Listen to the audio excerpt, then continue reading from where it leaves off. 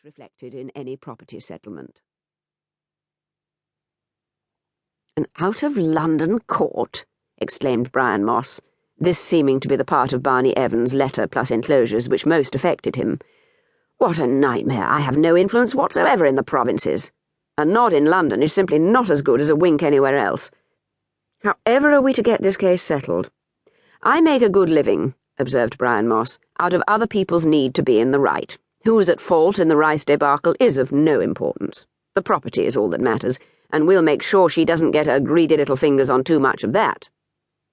And he explained that Lady Rice was once a pop star, and no doubt had large undisclosed sums put away. Each night, Lady Rice rocks in a sea of sorrow, half sleeping, half dreaming. She's afraid. She will be sucked down into whirlpools. She will drown in a tempest of her own making. All she can do then is pray. Much good it does her. Ghostly barks glide by, in fog.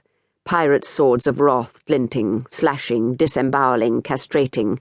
Lady Rice is pirate and victim both. She knows it. Lady Rice rocks in her nightly sea of sorrow. In her head it is called the Sea of Alimony. Sometimes the Sea of Alimony is calm, the rocking sensuous, almost sweet. She is sorry then to surface. She is a mermaid, stunned, beached up upon the white sands of the Claremont's linen sheets, rolled back by waves into the sea, tossed up again, to surface with the dawn, to wake to the world of alimony, Brian Moss, and the parts of the self still quarrelling, but also to alimony, healing, sustenance. Grief nourishes. It is a drug. She is dependent upon it now, all three of her. Or is it four? She sleeps as one, she wakes as many. The sea of sorrow washes her up, fragmented. Or is it the telephone which thus shatters her? A man's voice. "Good morning, Lady Rice. It's 7:30. This is your wake-up call." Lady Rice looks into her morning mirror at a face puffy with restless sleep. Last night she did not take off her makeup. She collects cold water in cupped hands, splashes her face. She does not use the white face flannels provided in some number. She goes back to bed. But the voices in her head are loud, clear enough for once to distinguish one from another. "It's too bad," moans Jelly. "Can't you even clean our face off at night? This is the quickest way to a bad complexion, and you don't even care." "I was tired," explains Lady Rice feebly. "I've been so distressed by the divorce. Surely I'm allowed to be tired." "You can't afford to be tired," says Angelica, the third of her. "We've got to get out of this mess somehow. How are we going to live? We can't stay in this hotel forever. Sooner or later they'll throw us out." "They'd never do that," says Lady Rice. "I'm a member of the Rice family. Edwin would never let it happen." "Of course he would," says Angelica.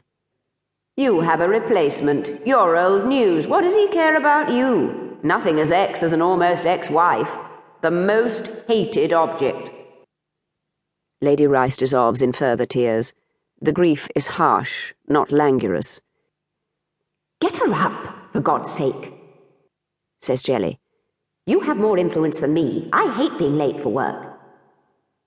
"I think if I had a fuck," says Lady Rice, surprisingly and suddenly, "I'd feel better. Brian Moss will do very well. The only cure for one man is another man." "Don't use that language," says Jelly, shocked. "And men are the source of the problem, not the cure." "I don't know what came over me," says Lady Rice, remorseful. "But now it's said, it might be true."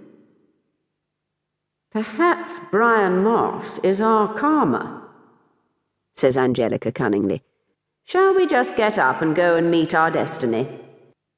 And Lady Rice finally drags herself from her bed, just to shut them up. She can see they might make good company. She need never be lonely. And loneliness, for all that others speak of aloneness, is what she most fears. Angelica left for work in a black leather jacket, black wig, and dark glasses, looking, she hoped, not at all like Lady Rice, but like some important guest's rather ferocious and determined mistress. She carried a hold-all in which, neatly folded, by Jelly,